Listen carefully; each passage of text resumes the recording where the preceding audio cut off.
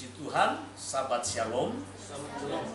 Bapak Ibu, saudara-saudara yang dikasihi oleh Tuhan, pembacaan parasa kita hari ini sudah sampai di dalam peristiwa keluarnya orang Israel dari Misraim atau Mesir, tanah perbudakan. Dan kita tahu, saudara-saudaraku, orang Israel itu yang adalah keturunan daripada Yakub, ketika mereka beranak pinak di sana bukan waktu sebentar, tetapi kurang lebih sekitar 400 tahun. Jadi saudaraku, dari keturunan Yakub ini sehingga menjadi satu Bani Israel, menjadi satu bangsa yang besar, itu bukan dalam kurun waktu yang singkat. Tetapi itu terjadi dalam kurun waktu kurang lebih 400 tahun. Nah, muncul pertanyaan di benak kita, kenapa Tuhan harus menunggu sampai 400 tahun kurang lebih? Dan kita tahu bagaimana tabiat saudara, kebiasaan daripada orang Israel yang sudah dilukiskan di dalam kitab para nabi. Bagaimana Tuhan sudah mengingatkan mereka dari awal mulanya. Ketika Tuhan memberikan perintah, memberikan ketetapan-ketetapan hukum-hukumnya kepada mereka, Tuhan sudah ingatkan berkali-kali kepada orang Israel bahwa jangan sampai kamu mengikuti segala tradisi, segala kebiasaan, segala aturan-aturan, hukum-hukum yang ada di bangsa-bangsa di mana engkau aku bawa. Karena orang Israel ini diberikan hukum dan ketetapan sendiri oleh Tuhan. Karena memang bangsa Israel ini spesial di mata Tuhan.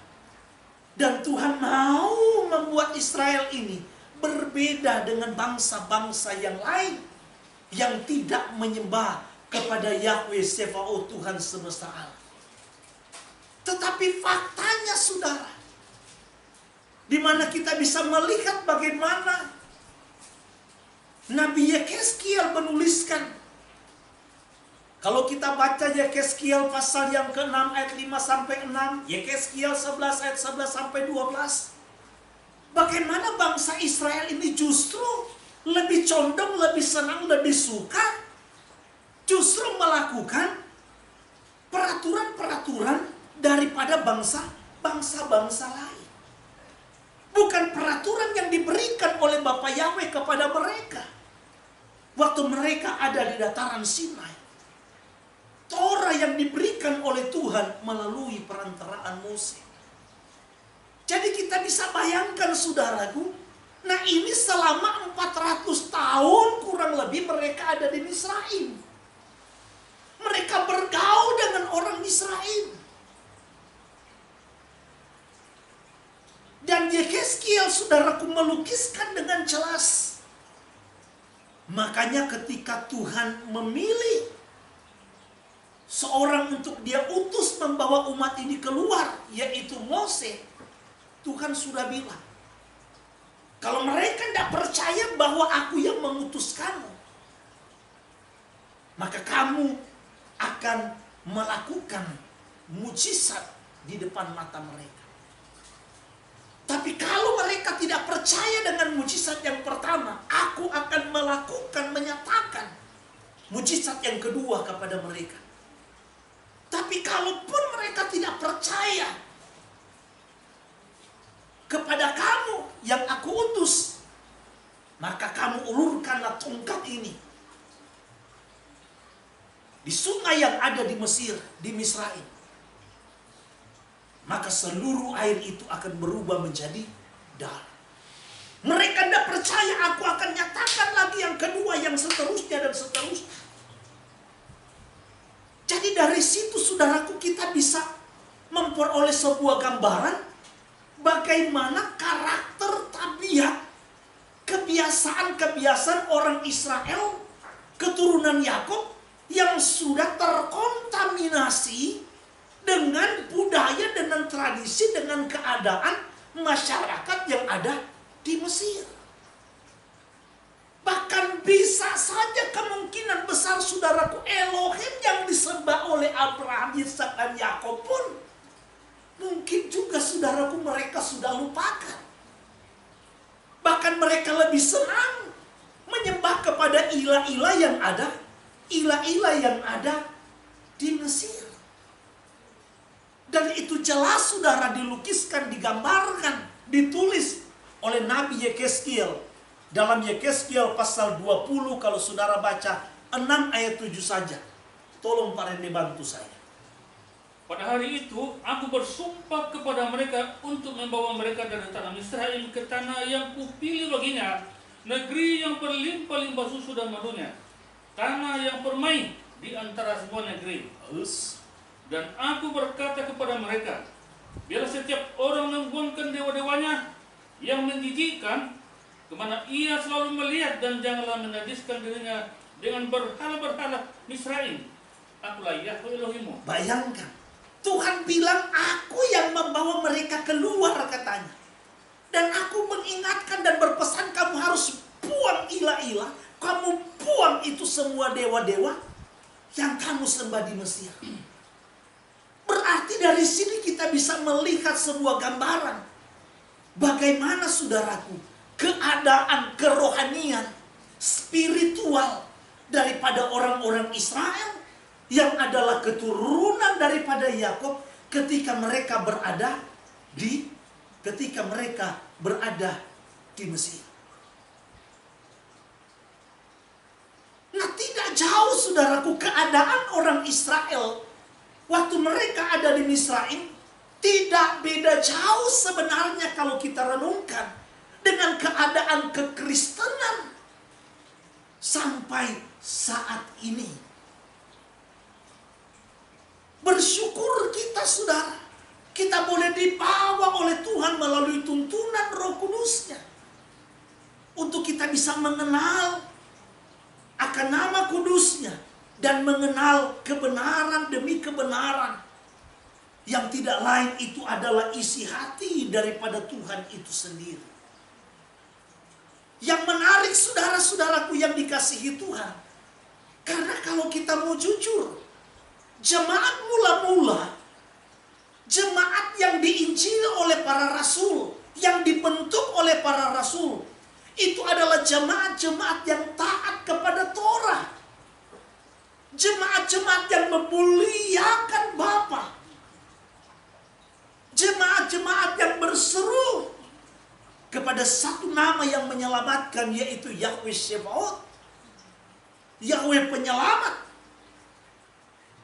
di dalam Yeshua HaMashiach. Kisah pasal 21 ayat 19 dan 20. Tolong Pak Rende baca. Kisah pasal 21 ayat 19 dan 20. Saul memberi salam kepada mereka, lalu menceritakan dengan terperinci apa yang dilakukan Elohim di antara bangsa-bangsa lain oleh pelayanannya. Inilah penginjilan daripada Rasul Saul terhadap bangsa-bangsa yang di luar daripada Israel ini. Terus, mendengar itu, mereka memuliakan Elohim. Lalu mereka berkata kepada Saul, saudara, dia telah beribu-ribu orang Yahudi telah menjadi percaya, dan mereka semua rajin memelihara hukum Torah. Perhatikan baik-baik. Ketika Saul memberikan laporan, teman-temannya juga yang sama-sama penginjil, rasul-rasul yang lain, mereka pun menyatakan kepada Saul, lihat, ada beribu-ribu, ada begitu banyak orang yang sudah menerima Mesias, percaya kepada Yeshua, dan mereka rajin memelihara yang namanya Torah.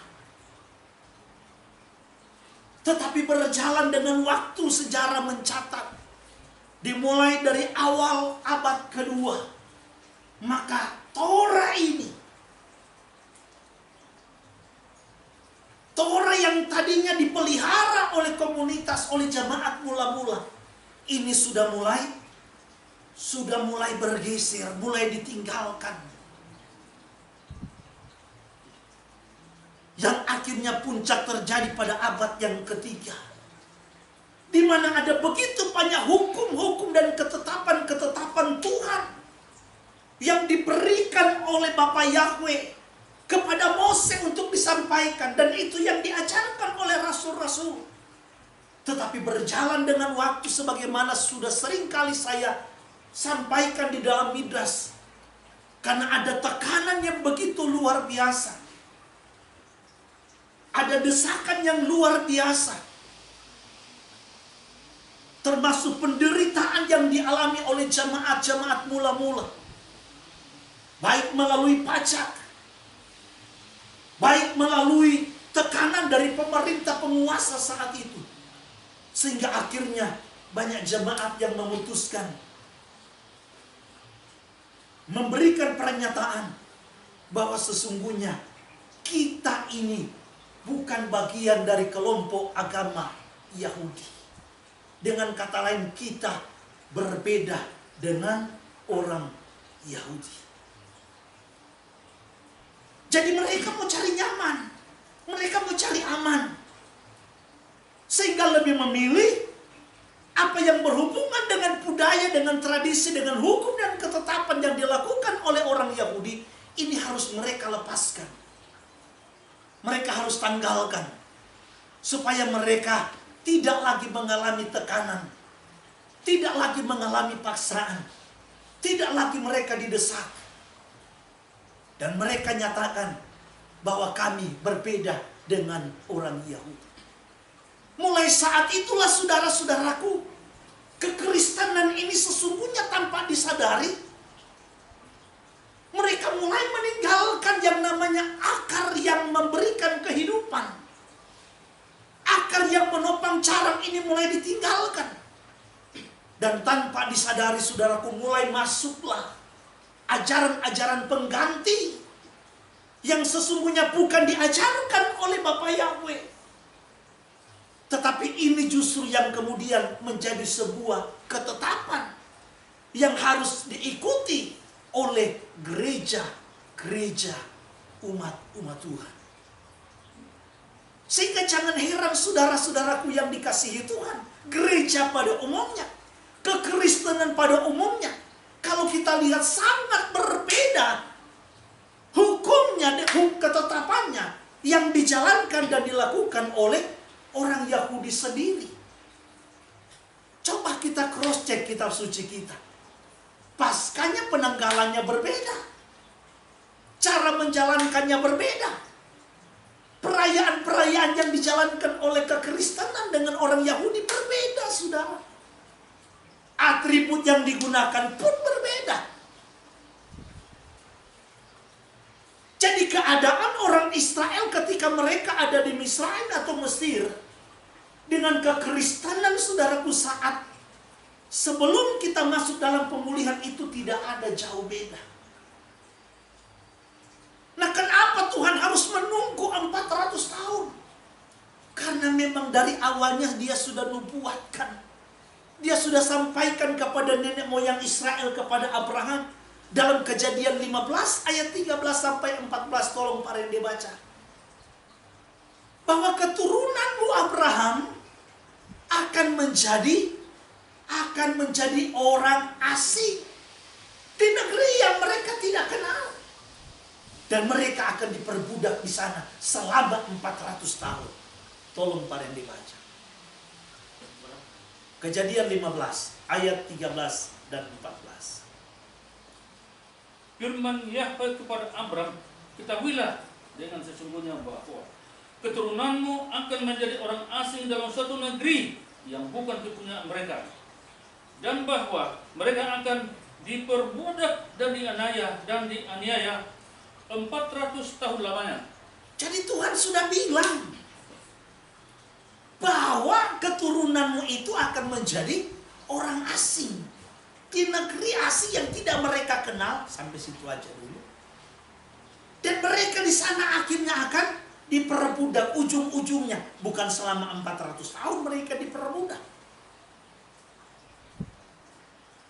Ujungnya mereka akan diperbudak. Mereka akan mengalami siksaan, mereka akan mengalami penderitaan.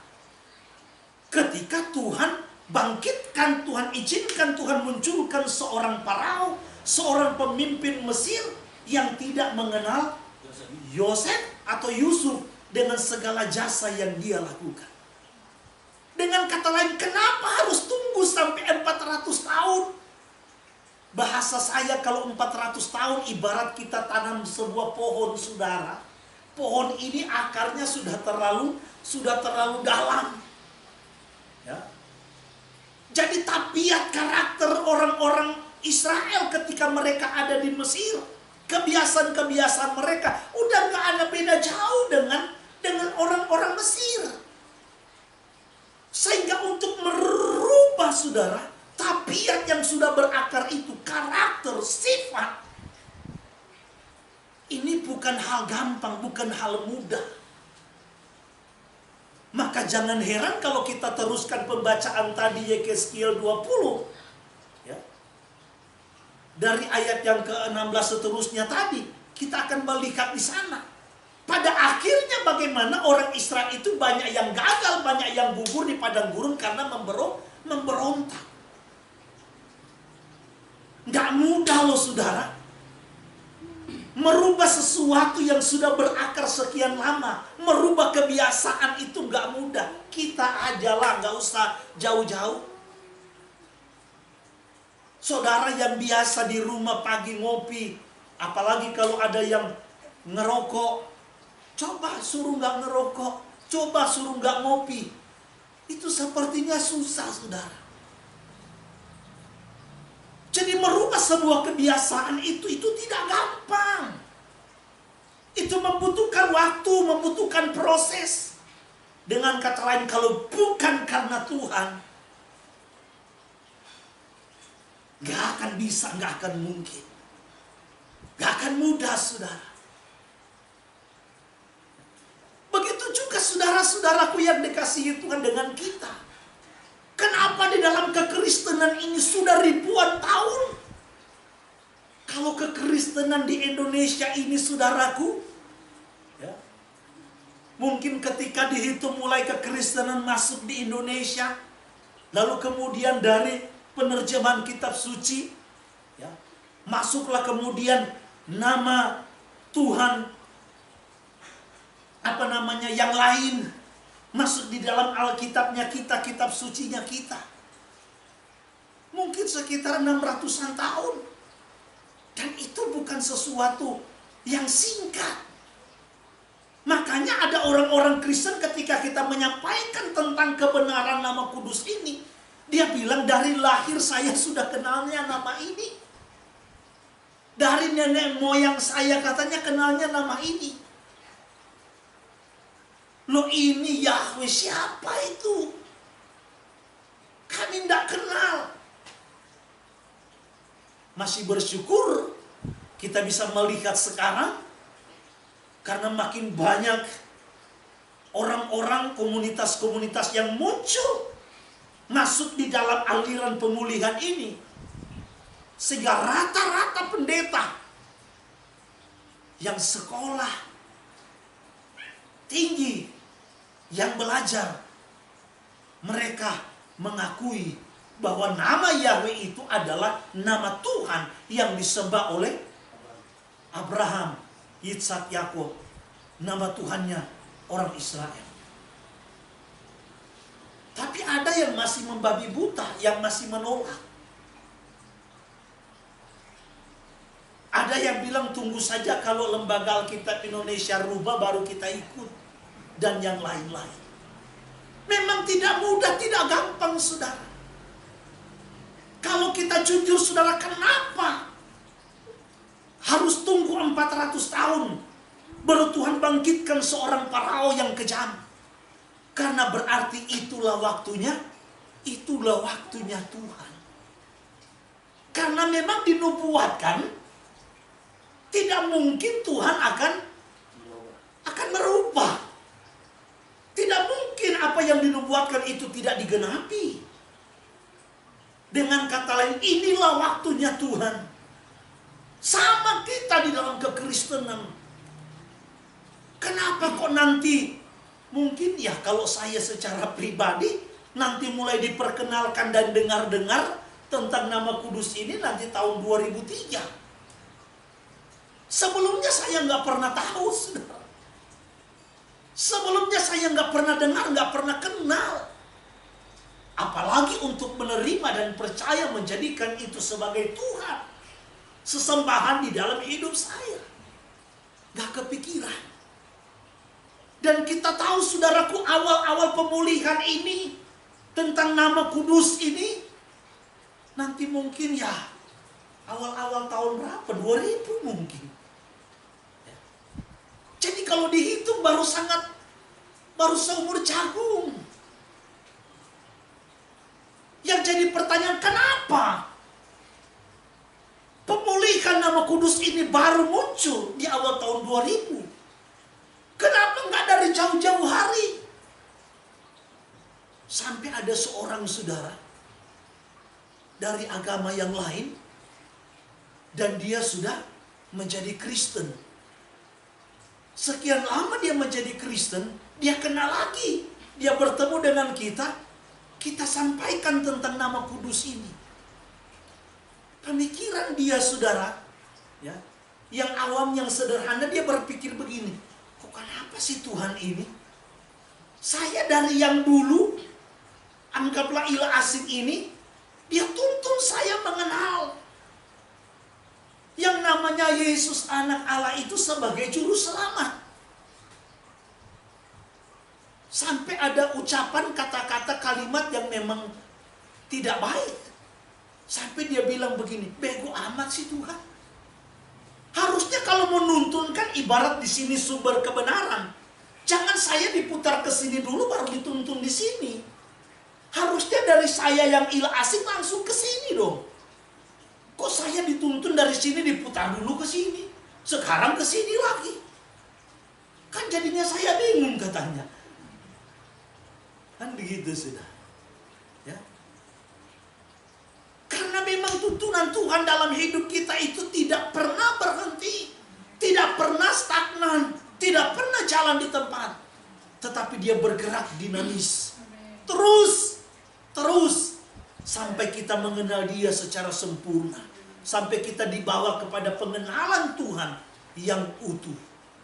Itulah sebabnya, saudaraku yang dikasihi Tuhan, Tuhan harus membangkitkan seorang Mose untuk diutus, untuk memberitakan, untuk membawa orang Israel keluar dari kebiasaan mereka, keluar dari Misraim, keluar dari tanah perbudakan. Dan yang luar biasa, saudara, Mose ini, saudara, dipanggil oleh Tuhan untuk diutus membawa orang Israel keluar dari pemahaman mereka, keluar dari tanah perbudakan, keluar dari tradisi dan kebiasaan mereka. Ketika Mose berumur berapa? Ketika Mose berumur 80 tahun.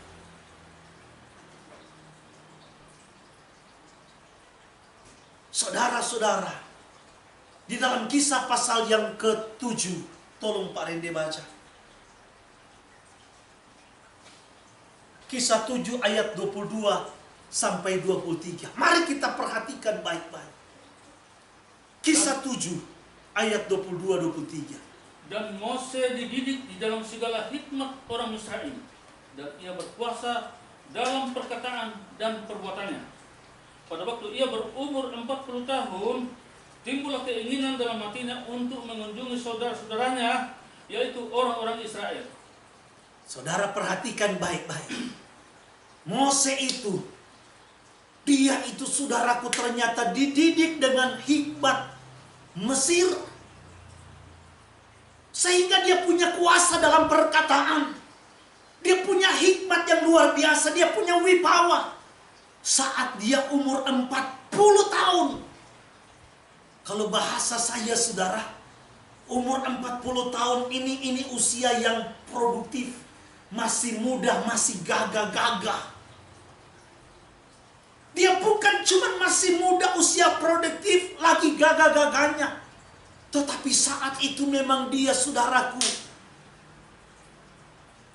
boleh dikatakan sangat luar biasa pintarnya. Kenapa? Karena kita tahu Mose dia diangkat sebagai anak angkatnya putri Farao. Dan dia dididik dengan orang-orang yang pintar, orang-orang bijaksana yang ada di Mesir. Sehingga dalam berkata-kata, saudara, dalam berdiskusi, dalam berdialog, dalam berpikir, Mose ini, saudara, mungkin gak ada tandingnya. Bagaimana sih kalau kita ini diangkat sebagai seorang anak penguasa? Gak mungkin seorang atau kita ketika diangkat menjadi anak angkat seorang penguasa, terus kemudian sekolahnya yang di ujung kampung, ya kan? Yang di pinggiran, sekolah yang gak punya nama. Gak mungkin, saudara. Namanya kita anak angkat penguasa yang punya kekayaan, yang punya kehormatan. Pastilah kita akan dididik di sekolah, di tempat yang dimana di situ boleh dikatakan yang terbaik dari segala yang baik. Sehingga jangan heran, saudaraku, kalau Mose ini saat usia 40 tahun dia memang pintarnya luar biasa, hikmatnya luar biasa, keberaniannya luar biasa. Tetapi kenapa Tuhan justru tidak memilih Mose, tidak memanggil Mose dan mengutus Mose saat usia yang produktif tadi? Bahasa saya, saudara, bahasa saya, ini orang lagi jaya-jayanya. Ini orang, saudaraku, lagi di puncaknya. Tapi kenapa Tuhan tidak panggil dan pilih untuk mengutus dia?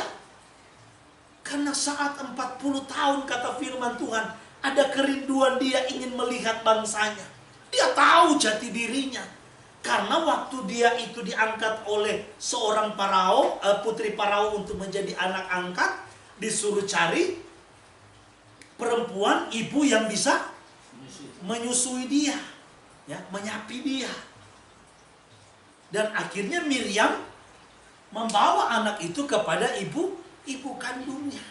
Jadi dia tahu asal muasalnya, dia tahu bangsanya. Tapi kenapa, saudara, justru bukan di usia 40 tahun yang masih produktif, tetapi justru, saudara, ketika Mose, kata firman Tuhan, sudah menjadi gembala domba. Keluaran pasal 3 kalau kita baca, saudara, waktu Tuhan memanggil dan memilih untuk mengutus dia kepada Farao, kamu harus kembali ke Mesir, kamu harus berbicara kepada Farao. Akhirnya Mose bilang apa? Tuhan, siapa aku ini? Karena dia sadar, saudara, sudah 40 tahun dia meninggalkan Mesir. Dan dia bergaulnya hanya dengan domba gembalaannya. Dia bukan lagi sebagai seorang yang dipandang seperti 40 tahun lalu waktu dia di Mesir. Dia sudah tidak terbiasa berdiskusi, berdialog dengan orang-orang hebat, dengan orang-orang pintar. Mungkin hari-harinya dia hanya ajak ngomong dombanya di padang gurun. Karena tugasnya hari-hari hanya mengembalakan domba. Inilah saudara-saudaraku yang dikasihi Tuhan yang harus kita sadari. Tuhan mencari bukan orang-orang yang hebat untuk dia pilih, untuk dia utus, untuk memberitakan tentang kebenaran. Bukan orang-orang yang saat itu dia merasa bahwa dialah yang paling pintar, dialah yang paling bisa, dialah yang paling bijaksana. Bukan. Tuhan justru mencari orang-orang yang mau merendahkan hatinya. Sama seperti Moses, saudara, ketika Tuhan sendiri pun memanggil dan memilih untuk mengutus dia, dia bilang, Tuhan, siapa aku ini?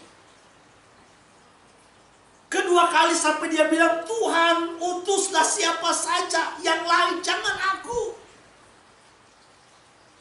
Sampai Tuhan bilang, aku tahu kakakmu Aharon dia pandai bicara. Aku tahu. Makanya nanti dia yang akan mendampingi. Dia masih, saudaraku, merendahkan hati. Dia bukan memberontak, dia bukan menolak. Dia bilang, Tuhan, aku sekarang udah gak pandai bicara lagi. Gak seperti dulu. Sampai Tuhan bilang, bukankah aku yang membuat orang itu bisu dan membuat orang itu berbicara?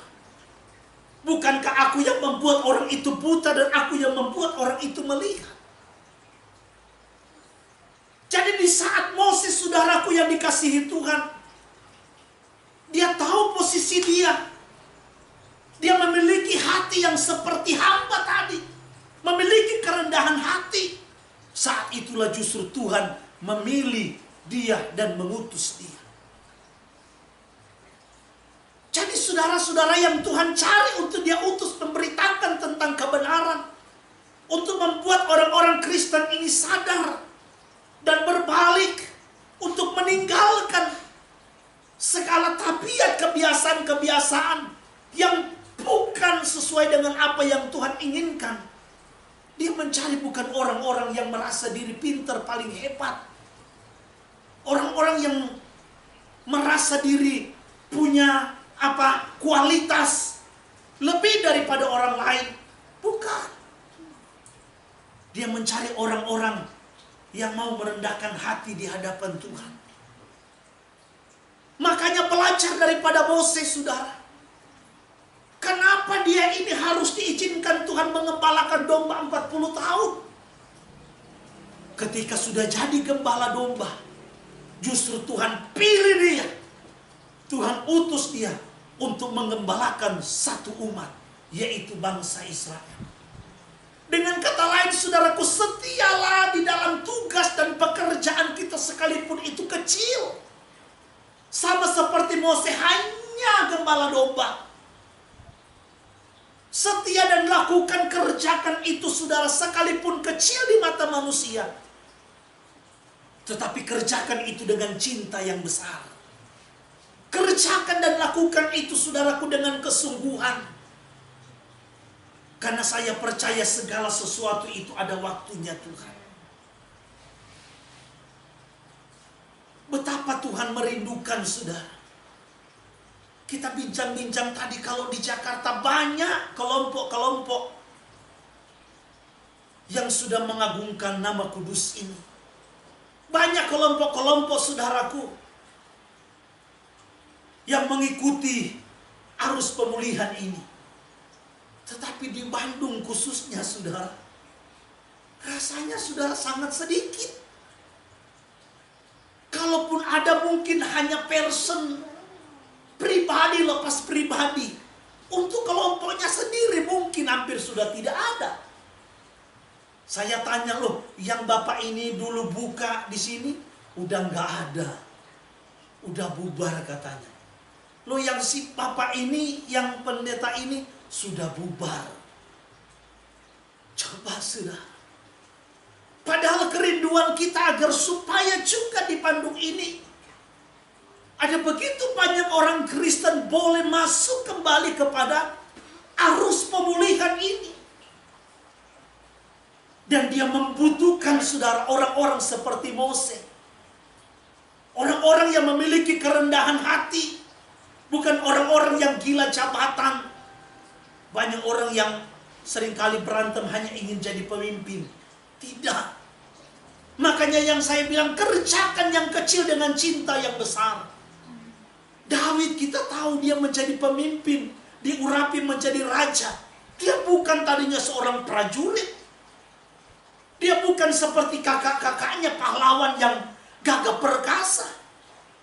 Sehingga ketika Tuhan menyuruh Samuel untuk mengurapi salah seorang anak dari Isai untuk menjadi raja, Samuel melihat waktu kakak-kakaknya tampil, waduh, kayaknya ini dia. Tapi Tuhan bilang, bukan. Manusia seringkali hanya melihat tampang, melihat yang jasmani. Tetapi Tuhan tidak, dia melihat hati. Makanya banyak di luar sana, saudara, kalau orang-orang yang datang ke gerejanya, ya maaf dikata, kalau dia pengusaha sukses, punya perusahaan, mobilnya Pajero, Mercy, biasanya langsung cepat-cepat diikat. Untuk apa? Untuk jadi pengurus, untuk jadi pelayan, supaya dia tak kemana-mana, sudah. Ya kan? Karena manusia sering menilai orang lain itu dari penampilan luar, dari fasilitas, dari apa yang dia miliki secara dunia. Tetapi Tuhan tidak. Tuhan melihat hati. Maka saya merindukan saudaraku, dan saya percaya Tuhan pun punya kerinduan yang sama. Agar supaya di Bandung ini pun ada satu komunitas, di mana di sana ada orang-orang yang dikirim oleh Tuhan untuk digembalakan, untuk menyembah kepada Tuhan. Siapakah orangnya? Kita tidak tahu. Bisa Pak Budi, bisa Pak Rudi, bisa yang lain. Dan saya percaya akan ada waktunya. Tinggal bagaimana hati kita yang mau terbeban untuk membawa orang-orang Kristen yang masih diikat dengan ilah asing, yang masih diikat dengan tradisi-tradisi, dengan budaya-budaya, dengan doktrin-doktrin pengganti, teologi pengganti ini.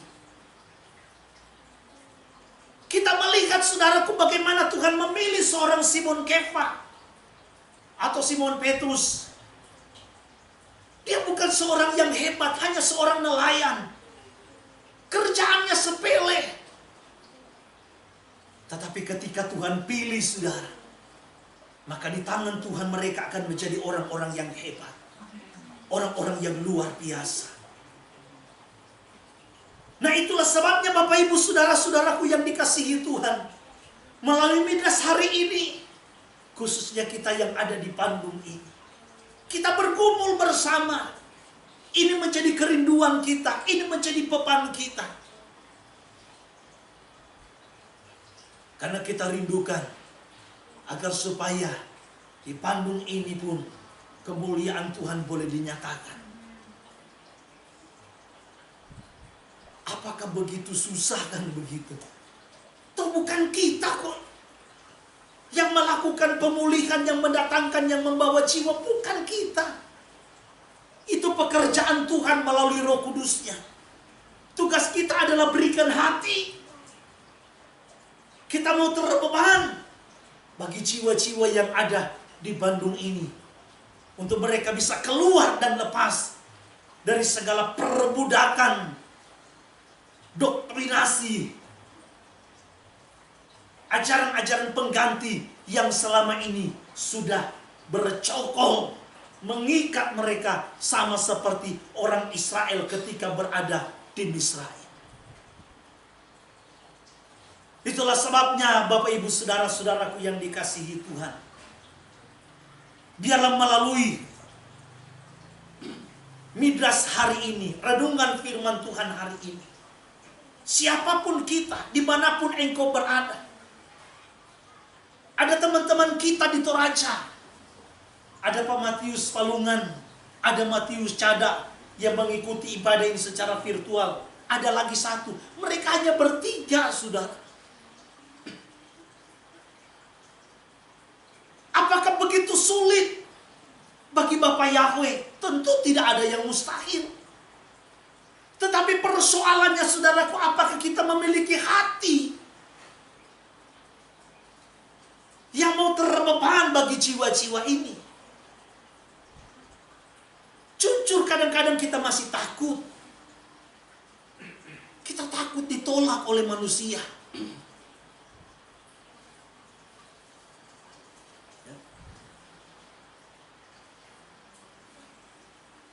Kita takut saudaraku tidak dihargai oleh orang karena kita dianggap aneh. Padahal ketakutan kita sebenarnya belum terjadi. Ketakutan kita itu masih ada di pikiran.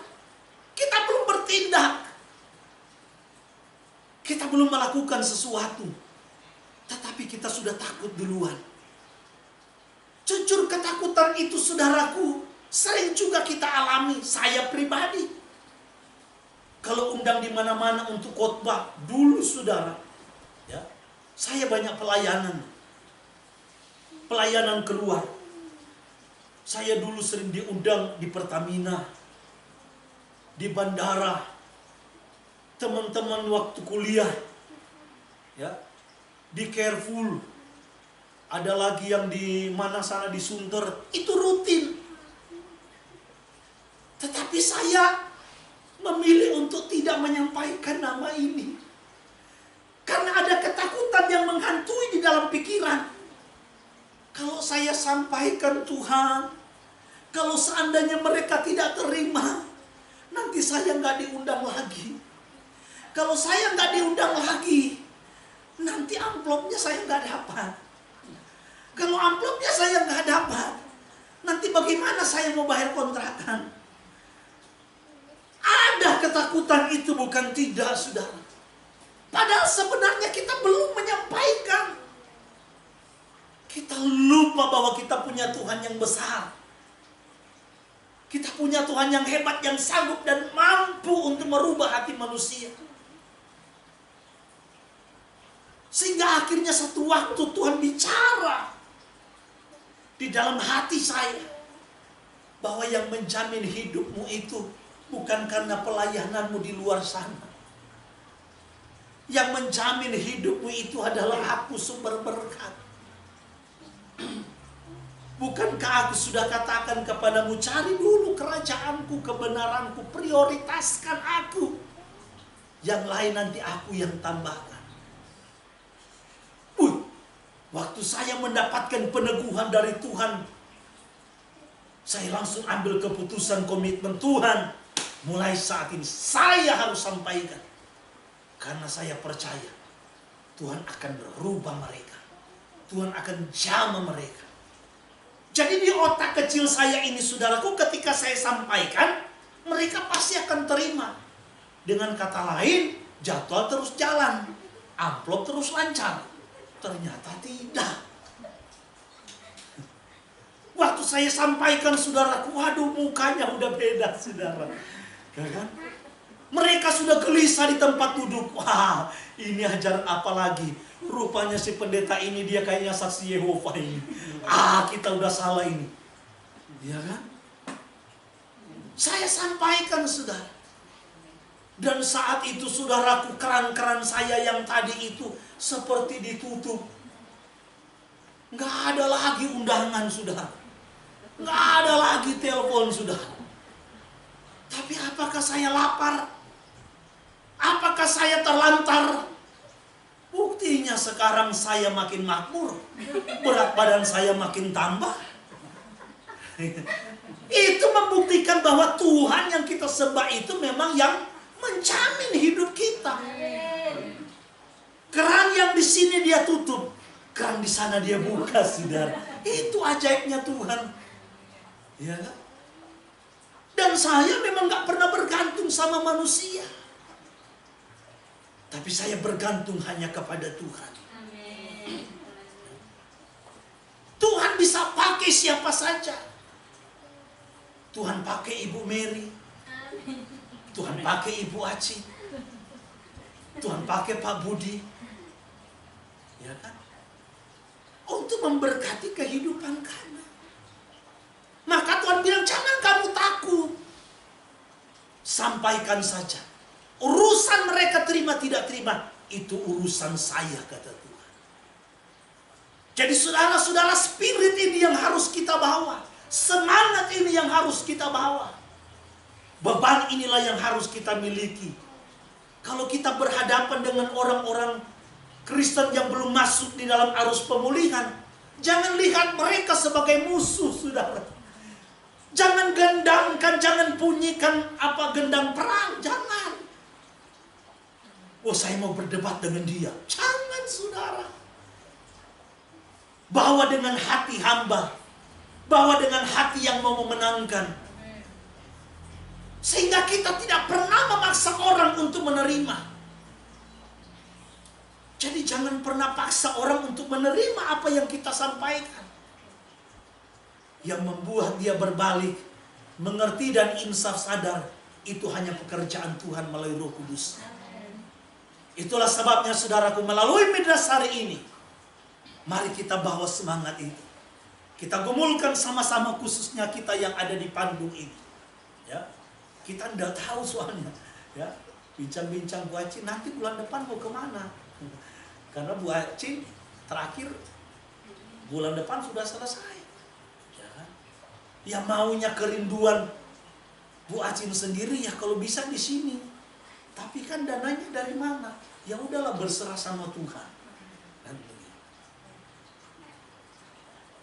Komitmen kita dari Jakarta, ya sebulan sekali lah setidaknya kita bisa hadir untuk ibadah bersama. Tapi kan harus ada. Kalau kita lihat pelayanan rasul-rasul, ketika pelayanan di satu tempat itu terbentuk, mereka langsung tempatkan satu penatua, ya, untuk menggembalakan, untuk mengkoordinir. Nah, kita masih gumulkan. Saya nggak tahu Tuhan mau pilih siapa. Apakah orang yang memang dari Bandung, atau orang dari Jakarta, atau orang dari mana, dari Ambon, kita nggak tahu. Tapi untuk langkah awal, anggaplah ini kembali langkah awal. Ya. Miliki dulu beban itu. Bawa di dalam doa. Jangan merasa diri tidak mampu. Kalau Tuhan sudah pilih, Tuhan tidak pernah salah pilih. Amin.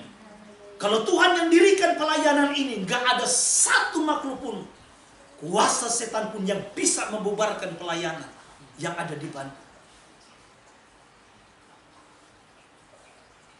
Itulah sebabnya saudara-saudaraku yang dikasihi Tuhan, biarlah melalui Midras hari ini kita punya kerinduan yang sama untuk keluarga-keluarga kita yang masih belum masuk dalam arus pemulihan ini. Doakanlah mereka dan sampaikan kebenaran ini. Biarkan Tuhan yang akan merubah dan membawa mereka untuk masuk di dalam arus yang sama, untuk kita bisa menyembah kepada Tuhan yang hidup dan melakukan apa yang Dia kehendaki. Bapa Yahweh kiranya memberkati kita semua. Haleluya. Mari kita naikkan satu pujian untuk kita masuk di dalam penyembahan dan doa.